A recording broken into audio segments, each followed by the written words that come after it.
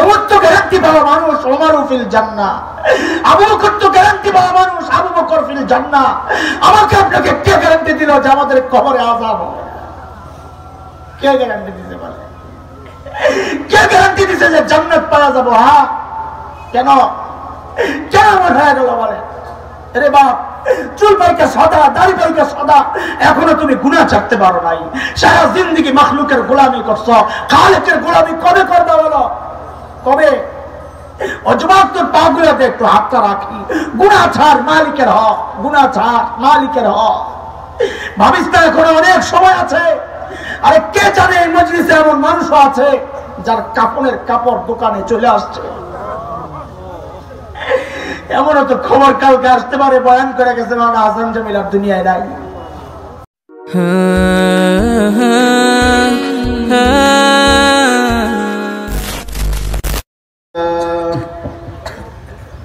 আলহামদুলিল্লাহি ওয়া কাফা ওয়া সালামুন আলা ইবাদিহিল্লাযীনা ইসতাফা। أما بعد فأعوذ بالله من الشيطان الرجيم. بسم الله الرحمن الرحيم.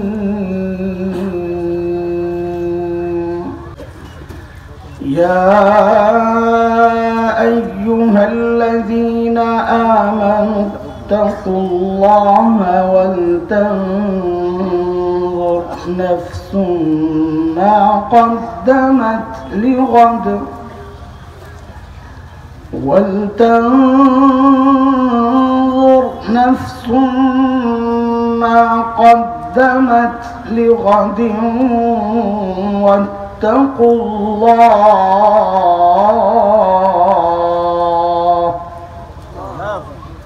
إن الله خبير بما تعملون.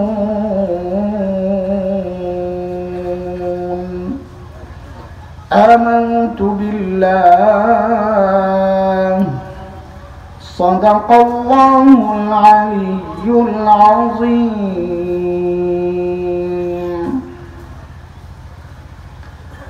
আল জামিয়াতুল ইসলামিয়া দারুল উলুম লোহাজুরি কর্তৃক আয়োজিত আজকের ইসলামী মহাসম্মেলনের শেষ অধিবেশনের সম্মানিত সভাপতি, অতিথিবৃন্দ, হযরত উলামায়ে কেরাম, মুরব্বিয়ানে আযম, দূর দূরান্ত থেকে আগত ইসলাম প্রিয় সুধী সমাজ, প্রিয় ছাত্র ভাইয়েরা, যুবক বন্ধুরা, পর্দার আড়ালের মা ও বোন, আল্লাহ সুবহানাহু ওয়া তাআলার অশেষ মেহেরবানি, করুণা, দয়া যে মহান মালিক লাখো কোটি মানুষ থেকে বাছাই করে দ্বীনি এই মজলিসে আমাকে আপনাকে একত্রিত করেছেন।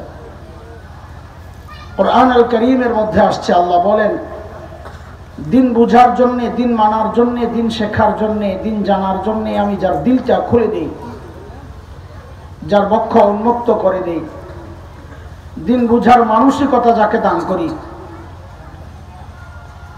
ওই বান্দা সারাক্ষণ আমার স্পেশাল নূরের আওতায় থাকে। দুর্ভাগ্য তার জন্য যার দিল শক্ত, দিন বুঝে না, বুঝতেও চায় না। আল্লাহ তাআলা বলেন, এরা স্পষ্ট গুমরাহিতে নিমজ্জিত। সূরা জুমার আয়াত নাম্বার 22 রব্বে কারীম এই কথাটা বলেছেন। মালিক বলেন, أفمن شرح الله صدره للإسلام فهو على نور من ربه فويل للقاسية قلوبهم من ذكر الله أولئك في ضلال مبين.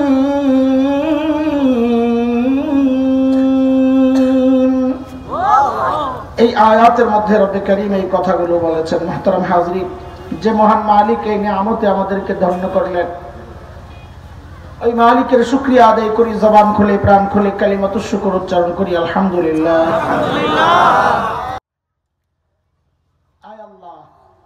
মুবারক সময় আমরা বসে আছি, দোয়া কবুলের সময়। আল্লাহ ওয়ালা বুজুর্গদের সোহবত, এই মাদ্রাসার মধ্যে নূর আছে, নূর আমি খুব অনুভব করি। আলহামদুলিল্লাহ। দিনে প্রোগ্রাম করতে চাই না, কতজন আজকেও কতজন অনুরোধ করছে দিনে প্রোগ্রাম করলে আমাদের শারীরিকভাবে আমরা খুব প্রেসারে পড়ি, একটু আরাম করতে হয় দিনে, রাতে তো ডিউটি।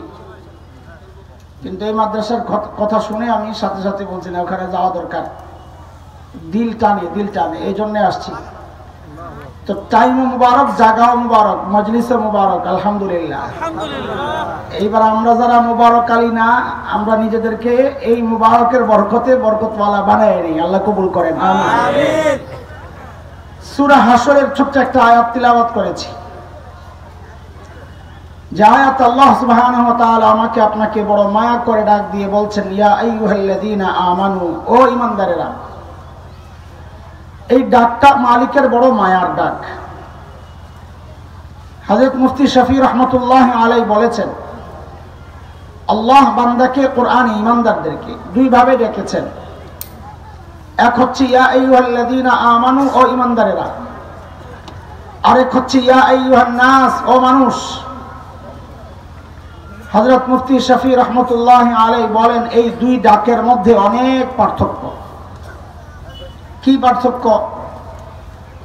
বলে আমরা আমাদের সন্তানদেরকে ডাকার ক্ষেত্রেও এই পার্থক্য করি। আমরাও আমাদের সন্তানদেরকে দুই ভাবে ডাকি। কখনো নাম ধরে, আয় আব্দুল্লাহ, তখন আব্দুল্লাহ বুঝে যে বাবা হয়তো রেগে আছেন, ডাকের নমুনা ভালো না। আবার বাবা কখনো সন্তানকে, বাবা আর সন্তানের যে সম্পর্ক, ওই সম্পর্ক ধরে ডাক দিয়ে বলেন আব্বু, তো সন্তান বুঝে বাবা আমাকে মায়া করে ডাক দিয়েছে। ঠিক আল্লাহ তাআলা যখন ডাকেন ইয়া আইয়ুহান নাস, ও মানুষ, যেন আল্লাহ নাম ধরে ডাকলেন। আল্লাহ হয়তো রেগে আছেন, কিন্তু আল্লাহর সাথে বান্দার যে সম্পর্ক, ঈমানের সম্পর্ক, ওই সম্পর্ক ধরে যখন আল্লাহ ডাক দিয়ে বলেন ও ঈমানদারেরা, তখন বুঝে নেওয়া যে আল্লাহ তাআলা আমাকে আপনাকে বড় মায়া করে ডাক দিয়েছেন। আমি যে আয়াত পড়েছি, আয়াত আল্লাহ মায়া করে ডাক দিয়ে কি বলছেন, ইয়া আইয়ুহাল্লাযীনা আমানুত্তাকুল্লাহ ওয়ালতানজুর নাফসুম মা কদ্দামাত লিগাদিন ওয়াত্তাকুল্লাহ।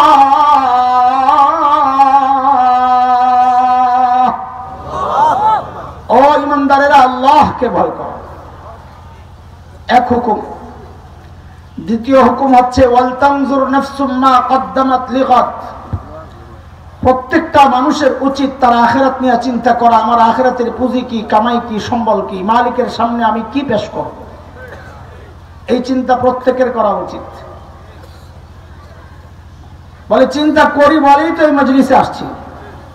বিকালবেলা মানুষ ওয়াজ শুনতে আসে, দুপুরবেলা আখিরাতের চিন্তাই তো আসছেন নাকি? না নির্বাচনী কোনো প্রচারণা আছে, ভোট চাইতে আসছি নাকি আপনাদের? কিন্তু দোস্ত, আমাদের আখিরাতের চিন্তা আর ফিকির গুলো ঠিকঠাক হচ্ছে কিনা, যেমন দরকার যতটুকু দরকার ঠিক তেমন হচ্ছে কিনা, না ঘাটতি আছে, ঘাপলা আছে, কেমনে বুঝবো? তো আল্লাহ সুবহানাহু ওয়া তাআলা আমাদের উপর দয়া আর ইহসান, অনুগ্রহ করেছেন যে আল্লাহ তাআলা আমাদের সামনে মডেল রাখছেন, মডেল, নমুনা, যে তুমি তোমার ঈমানকে সাহাবীদের ঈমানের সাথে মিলাও। যদি মিলে যায় তো ঈমান ঠিক আছে, না মিললে ঠিক করে নাও। কার কথা? আল্লাহ বলে فَإِنْ آمَنُوا بِمِثْلِ مَا آمَنْتُمْ بِهِ فَقَدِ اهْتَدَوْا وَإِنْ تَوَلَّوْا فَإِنَّمَا هُمْ فِي شِقَاقٍ।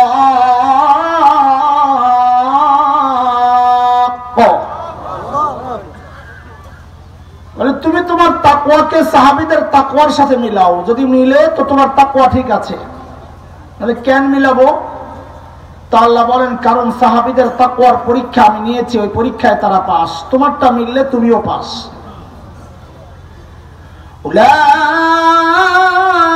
উলাইকাল্লাযীনা ইমতাহানাল্লাহু কুলুবাহুম লিত্তাকওয়া লাহুম মাগফিরাতুন ওয়া আজরুন আযীম।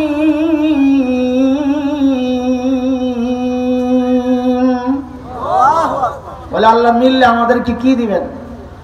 যদি সাহাবীদের সাথে মিলাই কি দিবেন? তো আল্লাহ সূরা তাওবার এক আয়াতে বলছেন, এই বান্দা কি পাইবা জানো? যদি তাদের মতো হয়ে যায় তো তাদের উপর আমি রাজি ছিলাম, যেমন তারা আমার উপর রাজি ছিল, আমি তোমাদের উপরও রাজি হয়ে যাব। তাদের জন্য জান্নাত বানায় রাখছিলাম, তো তোমাদের জন্য আমি জান্নাত বানায় রাখব। মালিক বলেন, والسابقون الأولون من المهاجرين والأنصار والذين اتبعوهم بإحسان رضي الله عنهم ورضوا عنه وأعد لهم جنات تجري تحتها الأنهار خالدين فيها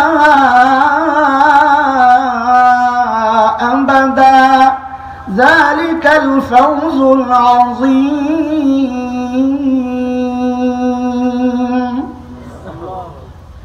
কাজে আমাদের আমলকে কাদের সাথে মিলাইতে হবে বলেন? এখন দুরূদ শরীফ আপনি দাঁড়ায় পড়বেন না, বৈশা লাফায়া পড়বেন না, শুয়া আপনার ব্যাপার। আমি এই ফতুয়া দিয়ে বিপদে পড়ব না। তবে আলেম হিসাবে অনুরোধ, সাহাবীদের আমলের সাথে মিলায়া দেখেন। যদি মিলে লাফায়া লাফায়া আপনিও পড়েন, গায়া গায়া নাইচা নাইচা জিলাপি আমার একটা দিয়েন, আর না মিললে ছেড়া দেন। আযানের আগে দুরূদ শরীফ পড়বেন কি পড়বেন না আপনার বিষয়। মসজিদে আপনার মাইক, আপনার মুয়াজ্জিনের বেতন দেন আপনি, আমি কি করব? আলেম হিসাবে অনুরোধ, আপনি আপনার এই আমলকে সাহাবীদের আমলের সাথে মিলায়া দেখেন। যদি মিলে করেন, না মিললে ছাড়েন, হিসাব সোজা। আপনি জশ্নে জুলুসের মিছিল বের করবেন ঈদে মিলাদুন নবীর উদযাপন উপলক্ষে, না করবেন না, এটা আপনার বিষয়। সাহাবীদের সাথে মিলায়া দেখেন। যদি দেখেন যে হ্যাঁ আনন্দ করছে তো করেন, আর যদি দেখেন না কান্নাকাটি করে বেহুশ হয়ে মরে যেতে লইছিল তো ছাড়েন। কোনটা করবেন বিষয় আপনার। তবে অনুরোধ, সাহাবীদের সাথে মিলায়া দেখেন, কারণ আল্লাহ তাদেরকে মডেল বানাইছেন ঈমান আর আমলের।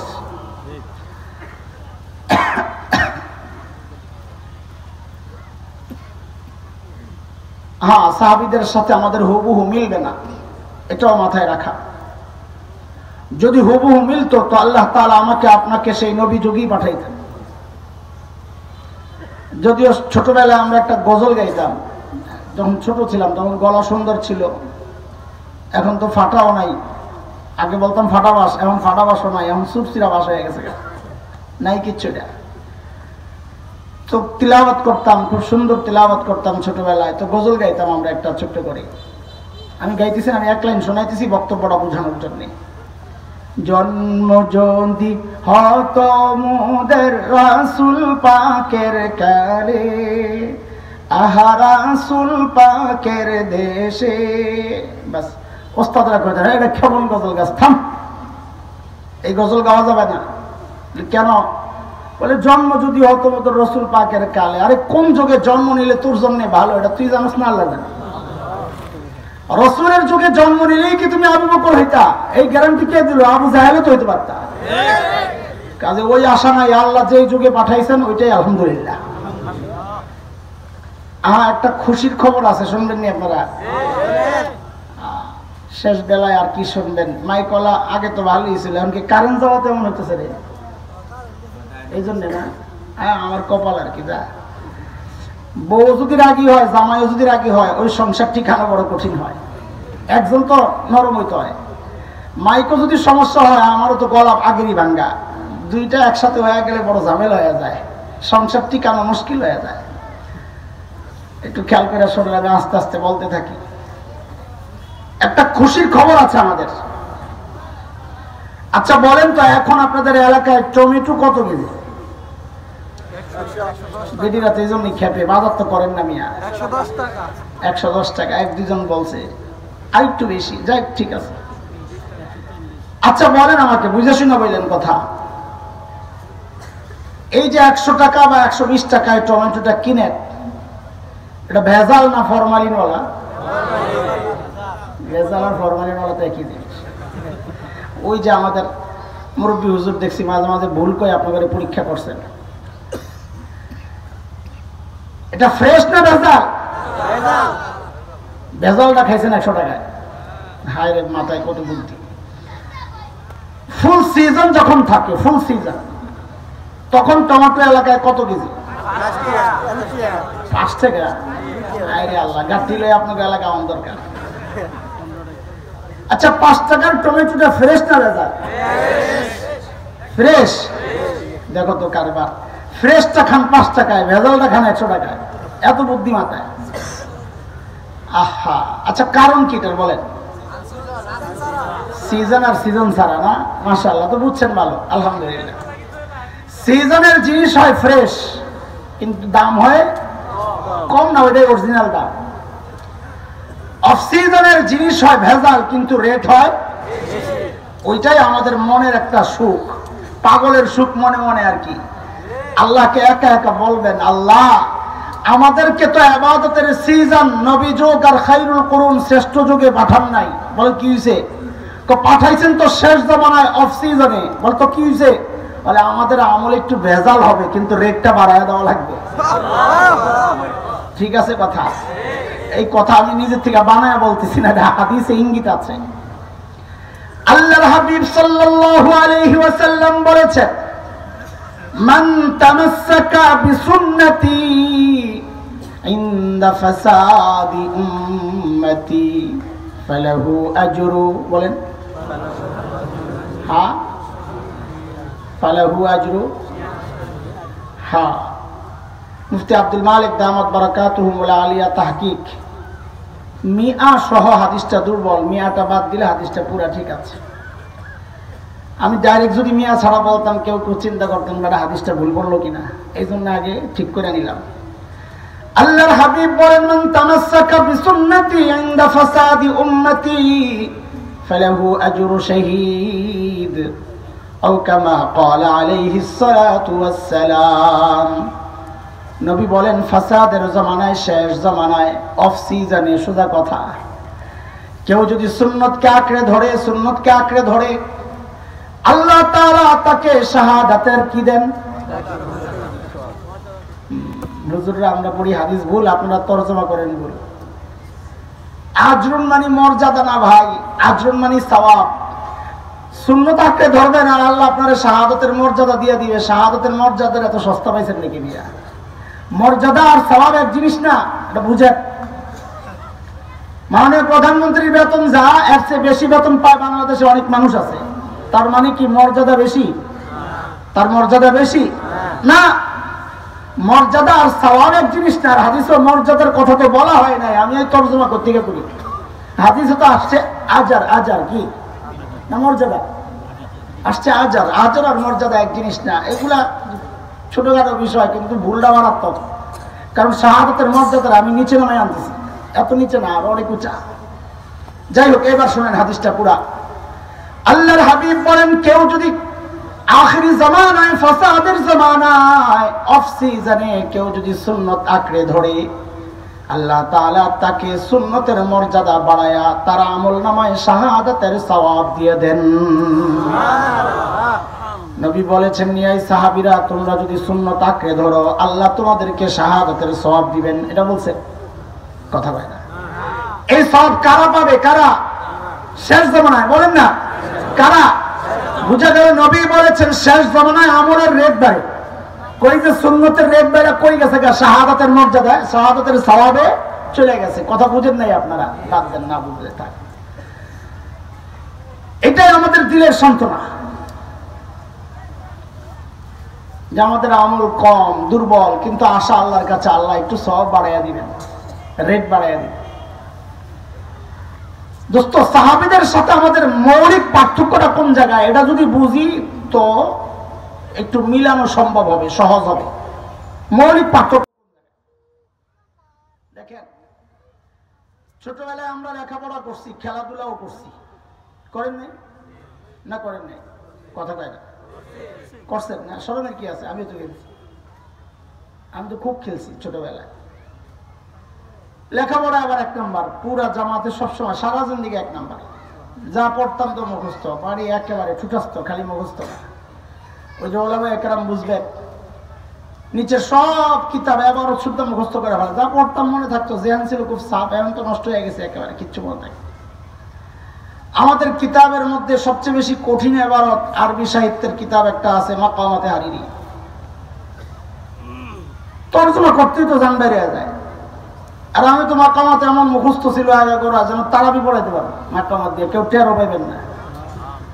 على أني وإن أغمضني الفطن المتغابي ونضح عني المحب المحابي لأكاد أخلص من غمر جاهل أو ذي غمر متجاهل يدعو عني لهذا الودع ويندد بأنه من مناهي الشرع ومن نقد الأشياء بعين المعقول وأنعم النظر في مباني الأصول نظم هذه المقامات في سلك الإفادات وسلكها مسلك الموضوعات عن العجبات والجمادات. الله أكبر.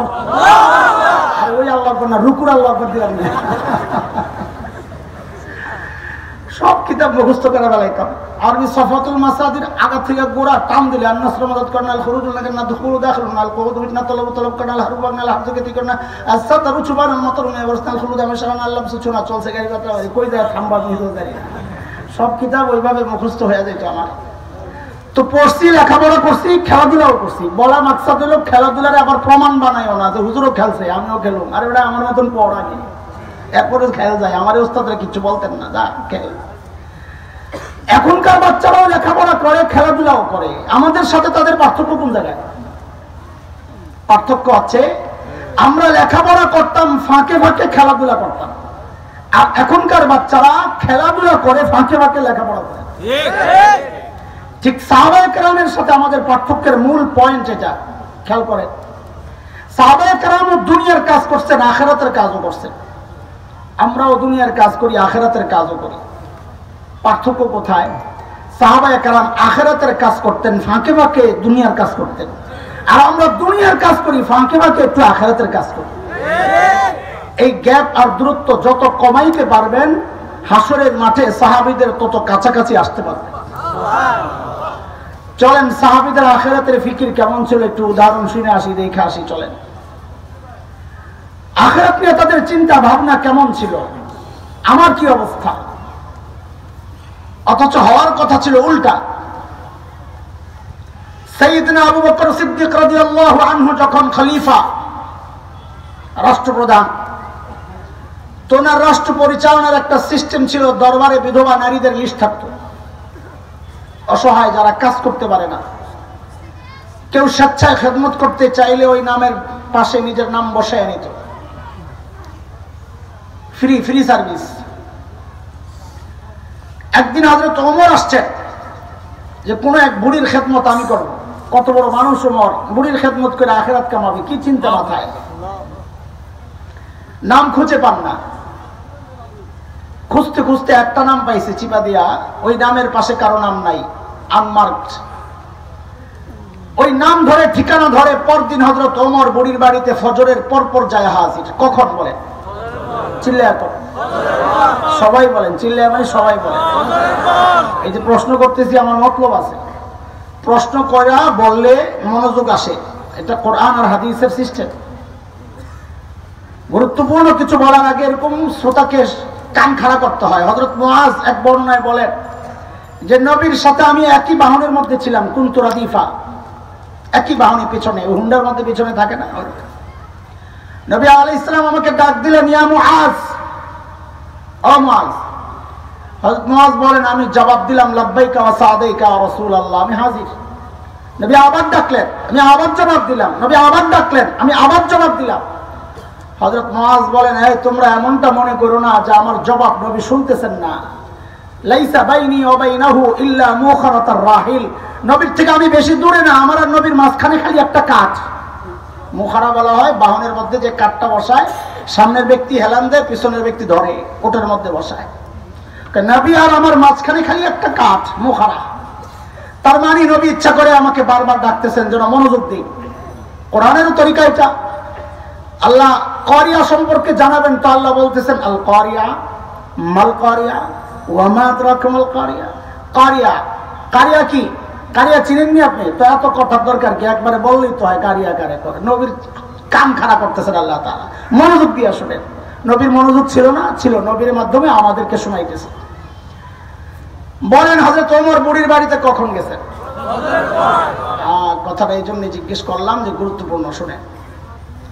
কারণ সাহাবায়ে কেরাম দিনের কাজ শুরু করতেন ফজরের পরপর, সকালে। নবী আলাইহিস সালাম যারা সকালে কাজ করেন তাদের জন্য বরকতের দোয়া করছেন। বিখ্যাত আলিম শেখ ইবনুল কাইয়িম রাহমাতুল্লাহি আলাইহি জাদুল মাআদে আসছে, হযরত বলেন সকালে যদি কেউ ঘুমায় তার ঘর থেকে জিন্দেগিতে অভাব দূর হবে না। এইবার মুড়ো দিয়া, কম্বল মুড়ো দিয়া শীত আইতেছে, ঘুমায় থাকেন, আর বিকালবেলা হুজুরের কাছে আইসেন, হুজুর একটা তাবিজ দেন, ব্যবসা বাণিজ্য খারাপ। পরদিন সকাল সাইয়েদনা ওমর ইবনুল খাত্তাব বুড়ির দরজা নক করে, বলে মারে আপনার ঘরের কাজগুলো করার জন্য আমি ওমর ইবনুল খাত্তাব হাজির। বুড়ি ভেতর থেকে জবাব দেন, বাবারে প্রতিদিন যে আল্লাহর বান্দা আমার ঘরের কাজগুলো করেন তিনি ইতিমধ্যেই কাজ করে চলে গেছেন। হযরত ওমর চিন্তা করলেন তাইলে আমাকে আরো আগে আসা লাগবে। ওই চিন্তায় সাইয়েদনা ওমর ইবনুল খাত্তাব পরদিন তাহাজ্জুদের ওয়াক্ত বুড়ির দরজা নক করে, বলে মারে আপনার ঘরের কাজগুলো করার জন্য আমি ওমর ইবনুল খাত্তাব হাজির। হযরত ওমরকে অবাক করে বুড়ি আজকেও জবাব দিচ্ছেন, বাবারে প্রতিদিন যেই আল্লাহর বান্দা আমার ঘরের কাজগুলো করেন তিনি ইতিমধ্যেই কাজ করে চলে গেছেন। কখন? বলেন বলেন। তাহাজ্জুদের সময় ছিলেন না আপনারা? কখন?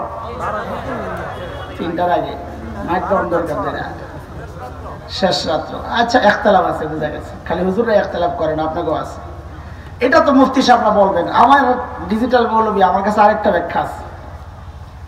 এই যুগের পোলাপাই ফেসবুক আর ইন্টারনেট আর ইউটিউব বন্ধ করে যখন ঘুমাইতে যায়, ওটা হলো তাহাজ্জুদের ওয়াক্ত। ঠিক গজব আইব না কেন? আবার হাসস বেহায়ানি শরম নাই। গজব তো এই জন্যই আসে, রাতে যারা চুরি করতে এখন বাজার এখন বড় খারাপ। কেন? যেই ঘরে চুরি করতে যায় দরজা জানালার চিপা দিয়া যখন দেখে ঘুমাইছিনি মানুষটা, দেখে কোনো না কোনো আল্লাহর বান্দা আসমানের দিকে মনোযোগ দিয়ে শুয়ে রয়েছে, শুয়ে শুয়ে দোয়া করে না।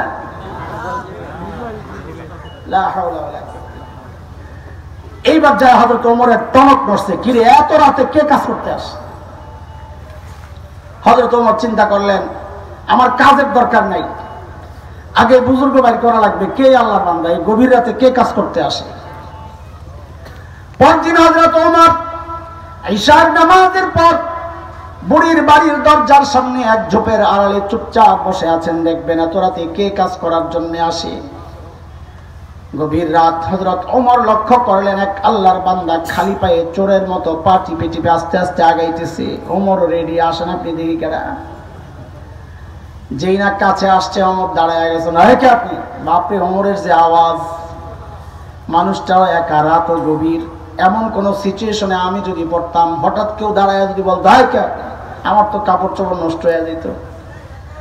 হযরত ওমরের আওয়াজে ওই ব্যক্তি ভয় পাবেন থাক দূরের কথা, উল্টা ওমর যাকে দেখলেন নিজেই চমকায়া গেছেন। দেখেন ইনি আর কেউ না, খলিফাতুল মুসলিমিন আবু বকর সিদ্দিক রাদিয়াল্লাহু আনহু। আবু বকর। ওমর অবাক হয়ে গেছেন, আবু বকর আপনি? এই কি কারবার? পায়ের দিকে তাকায় দেখে জুতা নাই। ওমর ধরছেন। ওমর আবু বকরের বড় মহব্বত করতেন, এমনি লাইগা থাকতেন আর কি। লাগা মানে আবার চেয়ারম্যানের লাগা না, কাছে আমলকে বেশি করতে পারে ওই লাগা। ওমর ধরছেন, আবু বকর জুতা নাই কেন দোস্ত? আহারে, আবু বকর কি জবাব দেন? ওমর, জুতা পড়লে আওয়াজ হয়, মানুষ জেনে যায়, মানুষের ঘুম নষ্ট হয়, দরকার কি? আমি তো কেবল আমার মালিককে জানাতে চাই। ঠিক আছে, বুঝলাম। তা আপনি এসছেন কেন? এই কাজগুলো করার জন্য আমরা নাই ভাই, সারাদিন প্রশাসনিক কাজে ব্যস্ত থাকেন, এই কাজগুলো করার জন্য আমরা কি নাই? আমরা মরে গেছি। সাইয়েদনা আবু বকর কি জবাব দিলেন? বুঝতো, ওই জবাবটাই আমার বয়ান, এক কথা, এটাই বয়ান। কিন্তু জবাবটা এখনই দিচ্ছি না, এখনই শোনাচ্ছি না। কেন? কারণ জবাবটার ওজন কত এটা বুঝতে হলে আগে আবু বকরের ওজন সম্পর্কে জানতে হবে। কারণ ব্যক্তির ওজনের কারণে কথার ওজন ওঠানামা করে। উদাহরণ বুঝেন, কটিয়াদি বাজারে আপনার এক পরিচিত ভিক্ষুক আপনারে বললো, ওই কালকে দেখা করিস, তোরে খুশি করে দেবো। আপনি মনে মনে হাসবেন, নিজে খাইতে পায় না আর আমারে খুশি করবে। আর যদি এলাকার এমপি সাহেব আপনারে বলে, ওই কালকে একটু দেখা করিস, তোরে খুশি করে দেবো, তখন কি মনে মনে হাসবেন না আশাবাদী হবেন? কথা তো একটাই, ব্যক্তির ওজন বেড়ে গেছে তো কথারও ওজন বেড়ে গেছে। একই কথা যদি মাননীয় প্রধানমন্ত্রী বলেন, এই কালকে দেখা করে খুশি করে দেবো, আপনারা কি করবেন জানি না, আমি তো সারা রাত ঘুমাবো না, আল্লাহ জানি কি পেয়েছে। কি বোঝা গেল? ব্যক্তির ওজন বাড়ে তো কথারও। হযরত আবু বকর কত বড় মানুষ, আগে এটা বুঝেন, তারপর জবাবটা শুনেন। কত বড় মানুষ আবু বকর। একদিন আম্মা জান আয়েশা রাদিয়াল্লাহু তাআলা আনহা মদিনার স্বচ্ছ পরিষ্কার আকাশের দিকে তাকায় তাকায় দেখেন লক্ষ লক্ষ নক্ষত্র দেখা যায়। মদিনার আকাশ আমাদের মতো এরকম মেঘাচ্ছন্ন কুয়াশাচ্ছন্ন আকাশ না, পরিষ্কার ক্লিয়ার। আম্মা জানের মনে কৌতূহল জিজ্ঞাসা, নবীকে এসে জিজ্ঞেস করেন, ওগো আল্লাহর হাবিব, আপনার উম্মতের মধ্যে এমন কেউ কি আছেন যার আমলের পরিমাণ ওই নক্ষত্রের চেয়েও বেশি? আল্লাহর হাবিব বলেন, আয়েশা আছে একজন। কয়জন? কথা বলে না। আল্লাহর হাবিব বলেন, আয়েশা আছে একজন। আম্মা জান তো মনে মনে খুশি, জানি তো একজন কে, আমার বাবাই তো হইব, আবু বকরের তো হইব, আর কে হইব? বলে, জানলে আবার জিজ্ঞেস করছো কেন? বলে, দুনিয়ার সব মেয়েদের স্বভাব এটা, সব মেয়েরাই চায় স্বামীর মুখ দিয়ে একটু বাবার বাড়ির প্রশংসা শুনতে। কথা ঠিক? একদিন খালি বদনাম করবেন, দেখবেন এক সপ্তাহ তরকারি মজা হয় না। ঠিক নি কথা? পোলাবাইন ঠিক কয় কি জন্য? কি বুঝছ রে? আন্দাজ এটা মাইরা দিল। আব্বা আম্মারে দেখে খুব খুশি লাগতেছে, বেটি করে সাইজ করতেছে, তাই না? মিয়া সাইজ তোমারে করা হয়েছে, তুমি টের পাও নাই কেন? কারণ তার মা বাবার প্রশংসা করলে খুশি লাগে, বদনাম করলে কষ্ট লাগে। সন্তান হিসাবে এটাই তো হওয়ার কথা। অসভ্যত তুই, এই বউ যখন তোর মা বাবার বদনাম তোর কানে ঢুকায়, তোর কষ্ট লাগে না? বউর কথায় যায় মা বাবার সাথে খারাপ আচরণ করিস, খারাপ তো তুই, বউ তো ঠিক আছে। আল্লাহর হাবিব বলেন, আয়েশা আছে একজন, আমার যে উম্মতের আমল ওই নক্ষত্রের চেয়ে বেশি। আয়েশা, সে হচ্ছে ওমর ইবনুল খাত্তাব। আহারে, এবার আম্মা জানের চেহারার কি অবস্থা? হ্যাঁ, খুশি না মলিন? আল্লাহর হাবিব চেহারা দেখে বুঝছেন ঘটনা খারাপ। আয়েশার ভিতরে গন্ডগোল চলতেছে। চেহারা দেখলে বোঝা যায় ভিতরে কি চলে না। খুশি না বেজার চেহারা দেখলে বোঝা যায় না। ইংরেজিতে বলে face is the index of mind. মানুষের ভিতরে কি কাজ করে এটা তার চেহারায় প্রকাশ পায়। আল্লাহর হাবিব বুঝে গেছেন যে আম্মা জানের ভিতরে গন্ডগোল চলতেছে। নবী সান্ত্বনা দিচ্ছেন, ও আয়েশা, তুমি কি ভেবেছিলে তোমার বাবার নাম বলবো? আয়েশা, তুমি তোমার বাবাকে সবার সাথে কেন মিলাও? আহারে, তোমার বাবা আবু বকরের হিসাবটাই তো আলাদা। আমার গোটা উম্মতের আমল যদি এক পাল্লায় করা হয়, আয়েশা একা তোমার বাবা আবু বকরের আমল যদি আরেক পাল্লায় করা হয়, আবু বকরের আমলের পাল্লা ভারী হয়ে যাবে। আবু বকর কত বড় মানুষ জানেন মিয়া? কি অবস্থা?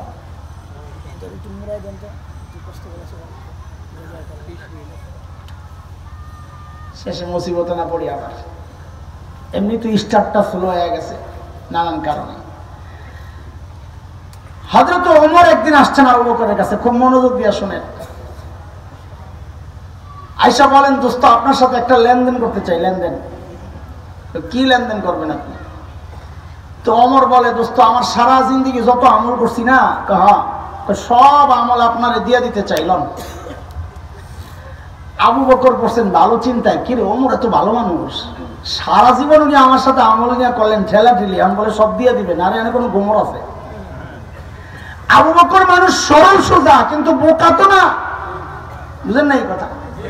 বোকা আর সরল সোজা এক জিনিস না। আমাদের হযরত বুজুর্গ ওলামায়ে কেরামের চেহারার দিকে তাকাইলে মনে হয় দুনিয়ার কিচ্ছু বুঝে না। পাবলিকও তাই মনে করে হুজুররা কিচ্ছু জানে না। বোকা যার সিনায় কোরআন আর হাদিসের ইলম, সে বোকা হয় না। বোকা তো তুমি যে আসমানি ইলম থেকে বঞ্চিত। আলেম বোকা হয় না, আলেম হয় সরল সোজা। কি ছোট্ট একটা গল্প শোনাইলে এই ভাগ দিয়া আমাদের মুফতি দেলোয়ার সাহেব হুজুর শোনাইছেন, রেওয়ায়াত একদম পুরা মুত্তাসিল, কোনো ইয়া নাই, ঝামেলা নাই। আমাদের একজন বড় মুফাসসির ছিলেন আল্লামা মুস্তাফা আল হুসাইনি রহমাতুল্লাহি আলাইহি, মনে আছেন আপনাদের?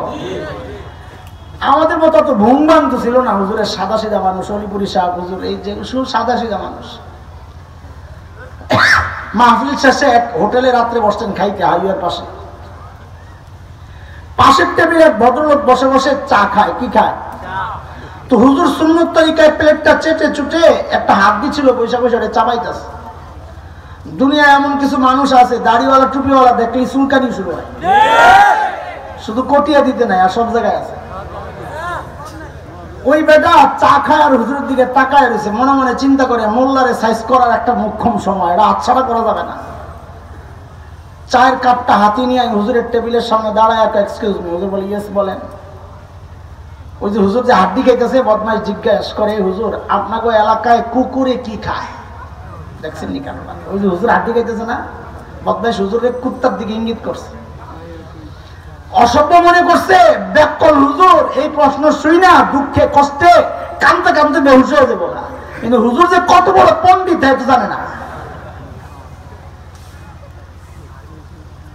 যে জিজ্ঞেস করছে আপনার এলাকায় কুকুরে কি খায়, হুজুরের ওর দিকে তাকায় না, অন্যদিকে তাকায় আর হাড্ডি চাবায় আসতে করে কয় আমার এলাকায় কুত্তায় চা খায়।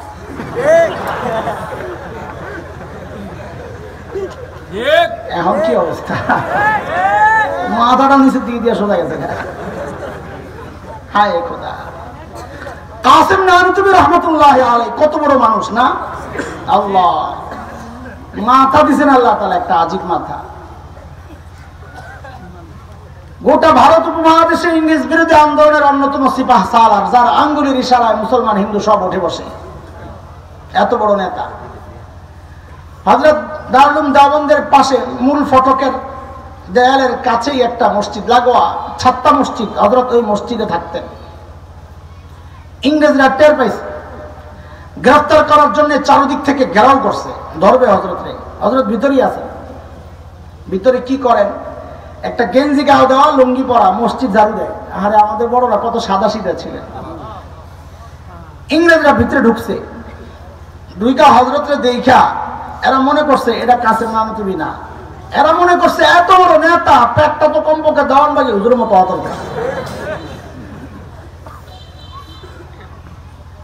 তো জিজ্ঞেস করতেছে কাসেম নানুতুবি কাহা হয়? কারে জিজ্ঞেস করতেছে? হযরত কে? কাসেম নানুতুবি কাহা হয়? হযরত পড়ছেন ভালো বিপাকে, যদি বলেন মাই হো তো ধরা পড়ে, আর যদি বলেন পাতা নেই আমি জানি না তো মিথ্যা হয়।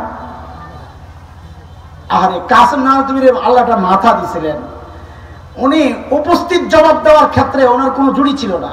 মুনাজারার বহসে বিপক্ষ এমন জবাব পায় একদম ঠাস, জাকাত ব্রেক। এক হিন্দু পণ্ডিতের সাথে মুনাজারা, টকশো। মুনাজারার আগে খাইতে বসছে, তো হিন্দু তো অনেক খাইছে, কাসেম নানুতুবি খাইছে অল্প। এটা তো হাদিসের কথা, আল মুমিন ইয়াকুলু ফি মিআন ওয়াহিদ, মুমিন খায় এক হাতে, কাফেররা খায় ফি সাওয়াতিয়া মা, অনেকটি খায়, মানে শয়তান সুদ্ধা খায় লগে। তো হিন্দু মনে করছে হুজুরের শুরুতে একটু সাইজ করি মানসিক ভাবে প্রেসার দেওয়ার জন্য। তো কয় মোল্লা কাসেম আপনি তো আমার সাথে খাওয়াই পারলেন না, তো মুনাজারা কেমনি জিতবেন? কাসেম নানুতুবি মাথা আল্লাহ কত বুদ্ধি দিছে, দেরি করেন না, আস্তে করে কয় ভাই খানা নিয়ে যদি প্রতিযোগিতা করতে হয় তা আমার সাথে না যাইয়া মহিষের সাথে করো না। বেশি খাওয়া এটা কি মানুষের সিবত নাকি এটা গরু ছাগলের সিবত?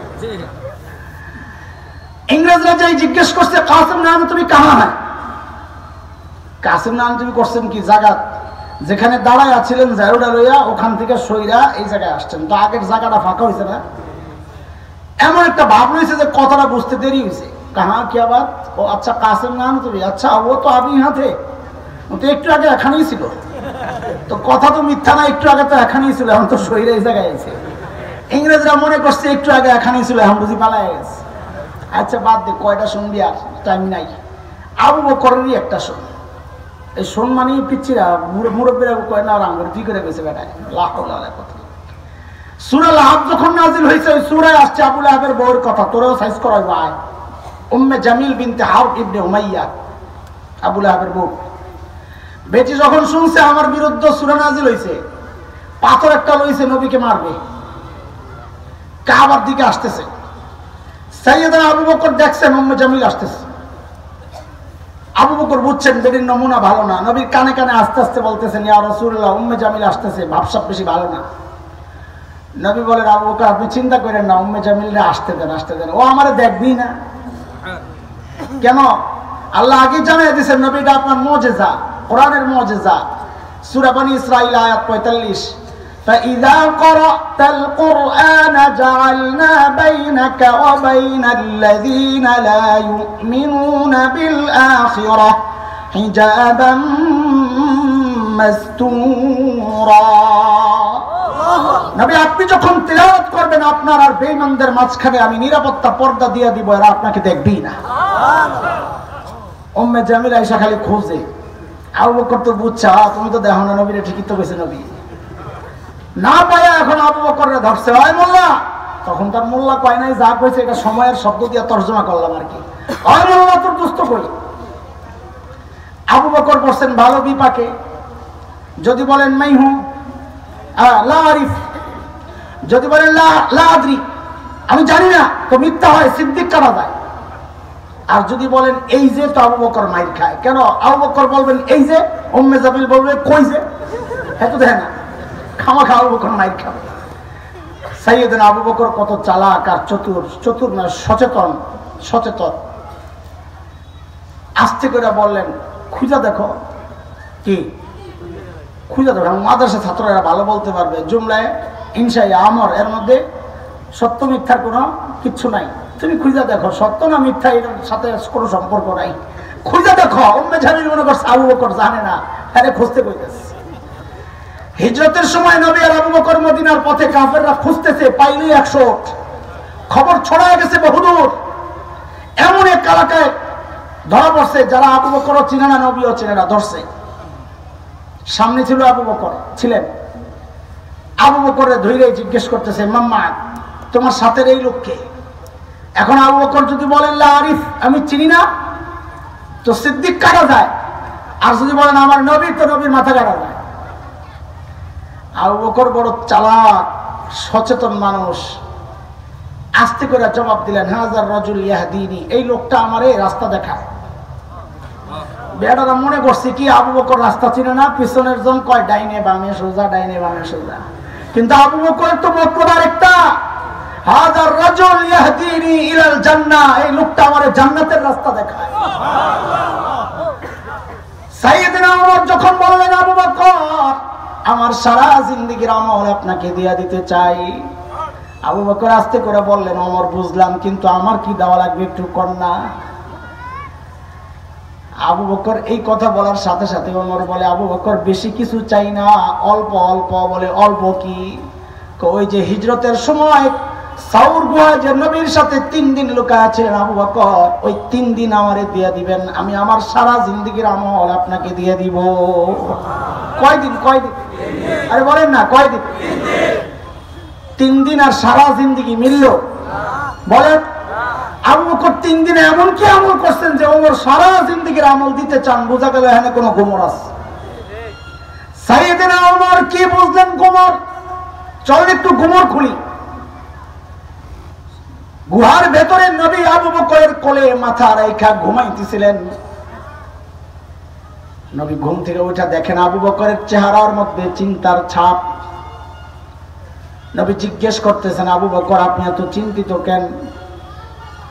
সাইয়েদনা আবু বকর জবাব দেন, ইয়া রাসূলুল্লাহ, ওই যে গুহার মুখের দিকে তাকায়া দেখেন, লাউ আন্না আহাদাহুম ইয়ানজুরু ইলা কাদামাই, তাদের যে কেউ একজন গুহার মুখের দিকে তাকানোর দরকার নাই, যদি নিজেদের পায়ের দিকেও তাকায় তাইলেও আমাদেরকে দেখে ফেলবে। আল্লাহর হাবিব বলেন, আবু বকর আপনি ঘাবড়েন না। আপনি কি ভেবেছেন? হ্যাঁ, আপনি কি ভেবেছেন এই গুহার ভেতরে খালি আমি আর আপনি, আমাদের সাথে বুঝে আর কেউ নাই? না না আবু বকর আপনি ঘাবড়েন না, এই গুহার ভেতরে খালি আমি আর আপনি না, আমাদের সাথে আল্লাহ আছেন। ওরে দোস্ত, আল্লাহ তাআলার নবীর এই সান্ত্বনার বাণীটা এত পছন্দ হয়েছে। আহারে, আল্লাহ তাআলা কোরআনুল কারীমের সূরা তাওবার একটা আয়াতের টুকরা বানায়া নাজিল করে দিবেন। মালিক বলেন, ইযহুমা ফিল গার ইয়াকুলু লিসাহিবিহি, আহা কি দারুণ অবস্থা। দুইজন যখন গুহায়, একজন যখন তার সাহাবীকে বললেন, মনোযোগ আসেনি, সূক্ষ্ম কথা, ভাষা কথা না, নাইলে বুঝবেন না। একজন যখন তার সাহাবীকে বললেন, একজন মানে কে? নবী কে? তার সাহাবীকে বললেন, সাহাবী মানে কে? আবু বকর। আরে ঘটনা তো লেগে গেছে, কাম হয়ে গেছে। বলে কি? বলে আবু বকর যে নবীর সাহাবী, এটা আল্লাহ কোরআনে স্বীকৃতি দিয়ে দিবেন। ইযহুমা ফিল গার ইয ইয়াকুলু লিসাহিবিহি। কিন্তু ওমরের গোমর কিন্তু এই জায়গায় না, ওমরের গোমর সামনে। কারণ নবী বলেন লা তাহজান, আবু বকর আপনি ঘাবড়ায়েন না, ইন্নাল্লাহা মা'ানা, আল্লাহ আমাদের সাথে আছেন। ওমর কয়ে সারছে কারবার। এই এক কথায় তো আবু বকর আমাদের থেকে বহু দূরে চলে গেছে, ধরা ছোঁয়ার বাইরে। বলে কেন? ওমরের মাথায় ঢুকছে চিন্তা যে নবী আমার মূল্যায়ন করছেন কেমনে, নবীর সাথে আমার সম্পর্কের লেভেলটা কি। নবী বলেছেন, ওমর লাউ কানা বাদি নবিয়্যুন লাকানা ওমর, আমার পরে যদি কেউ নবী হতো ওমর হতো। বুঝা বলেন, আমার পরে যদি নবী হতো ওমর হতো। কবে? তার মানে ওমর বুঝা গেছেন নবীর সাথে আমার সম্পর্কের লেভেল হচ্ছে, নবী বলেন ওমর আমি আগে আপনি পরে। বাদিয়তের সম্পর্ক কিসের? ওমর আমি আগে আপনি পরে। ওমর কই খাইছে সারা জিন্দেগি আমল কইরা পাইলাম বাদিয়তের মুকুট, আগে আর পরে। নবী বলেন ওমর আমি আগে আপনি পরে। আর আবু বকর 3 দিন থাইকা কি পায়া গেল? নবী বলেন ওমর আবু বকর লা তাহজান ইন্নাল্লাহা মা'ানা, আবু বকর আপনার সাথে আমার সম্পর্ক কিন্তু ওমরের মতো বাদিয়তের না, আগে আর পরে না। মা'ানা মাইয়াতের, আমি আপনি কিন্তু সাথে। ওমর কয় সারা জিন্দেগি আমল দিয়ে পাইছি বাদিয়তের মুকুট, আবু বকর লাগবে না এটা। বলে কেন? বলে 3 দিন দেন। কয় 3 দিন দিলে কি লাভ? কয় 3 দিন দিলে আমি মাইয়তের মুকুট পায়া যাব, আমার বাদিয়তের মুকুট দরকার নাই। লন আল্লাহ, আবু বকর কত বড় মানুষ, বাদ দেন, সময় নাই। ওর কত বড় মানুষ, আবু বকর এত বড় মানুষ, ওই যে বুড়ির বাড়িতে। আচ্ছা এই জবাব, এটা আগে শুনালাম। ওমর যখন বললেন সব দিয়ে দেন, আবু বকর কি জবাব দিলেন? আজ থেকে 12-13 বছর আগে হাকিমুল ইসলাম কারি তৈয়ব রহমতুল্লাহ এর কিতাবে যখন এই জবাবটা পড়ি, আল্লাহ সাক্ষী আমি সাথে কেনে ফেলছি। আরে কি মানুষ আবু বকর, কি মানুষ আবু বকর। ওমর যখন বললেন আবু বকর 3 দিন আমারে দিয়ে দেন, আবু বকর কি কয় জানেন? ওমর কি বলেন আপনি এটা? আরে কি বলেন আপনি? ভাইরে এই 3 দিন যদি আপনারে দিয়ে দেই তা আমার আর পুঁজিবারটা থাকে কি? জীবনে তো কিছু করতে পারি নাই রে ভাই, এই 3 দিনই তো আমার সালা। আবু বকর বলে জীবনে কিছু করতে পারে নাই। আমি আপনি ভাবতেছি কত কিছু করছি, জান্নাত মনে হয় আল্লাহ কয়েকটা রেডি করে রাখছে। ওই যে বুড়ির বাড়ির সামনে মনে আছে যেখান থেকে নিয়েছিলাম, চলেন তাড়াতাড়ি যাই, রাত হয়ে গেছে। আবু বকরকে ওমর যখন ধরলেন, আবু বকর এত রাতে আপনি কেন আসছেন কাজ করার জন্য? বলেছিলাম জবাবটা খুব সিম্পল, আমি আপনি দিলেন আর কোনো আলোচনার বিষয় ছিল না। কিন্তু জবাবটা কার? আবু বকরের। মানুষ বড়, জবাবের ওজনও বেশি। আবু বকর বলে হ্যাঁ ওমর ভাই, এই কাজগুলো আপনারে দিলেও পারতাম, আপনাদেরকে দিলেও পারতাম, তো আপনি কেন করেন?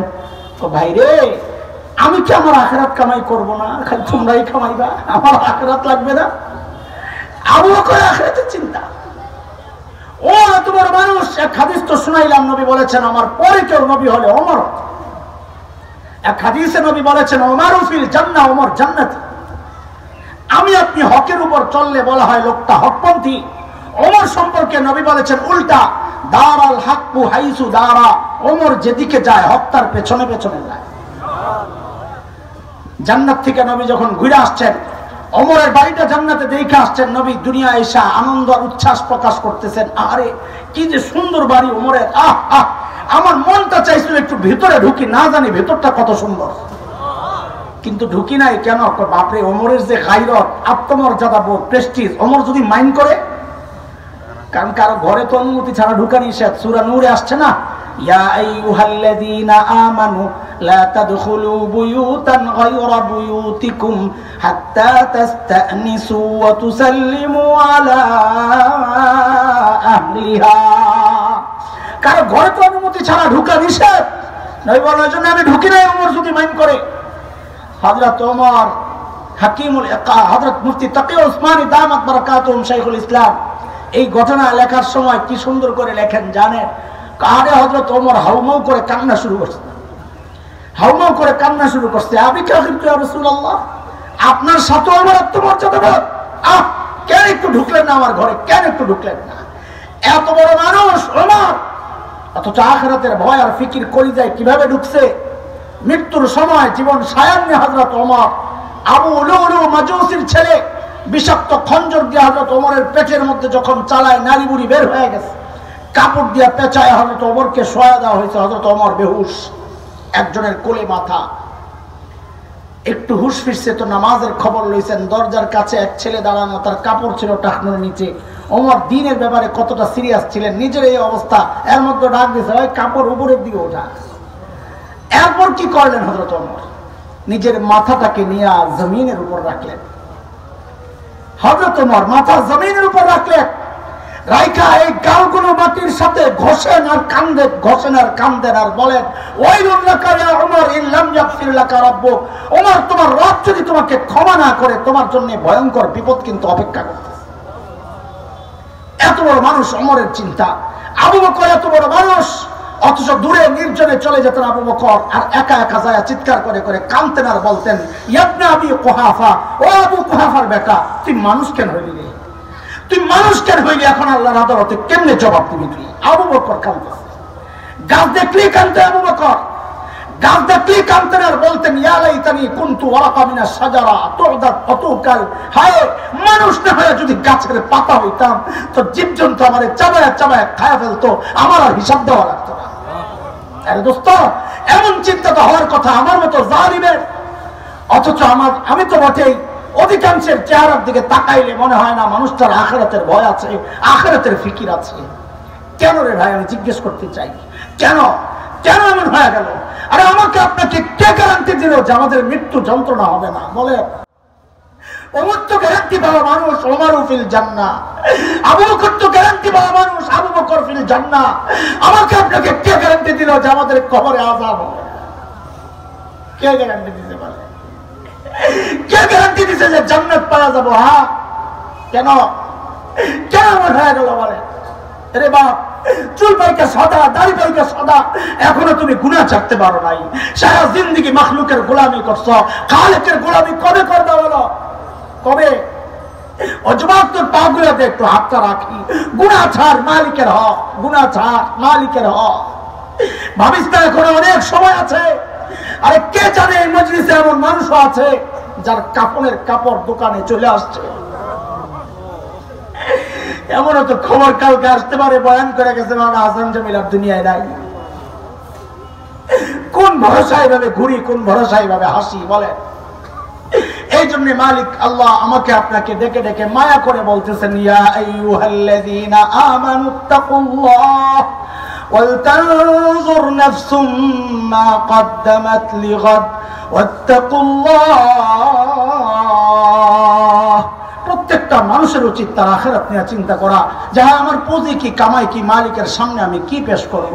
আল্লাহ তাআলা আমাদের সবাইকে আখিরাতের জন্য যথাযথ যেমন দরকার ঠিক তেমন প্রস্তুত হয়ে যাওয়ার তৌফিক দান করেন, আমিন। ওয়া আখিরু দাওয়ানা আলহামদুলিল্লাহি রাব্বিল আলামিন। আসসালামু আলাইকুম ওয়া রাহমাতুল্লাহি ওয়া বারাকাতুহু।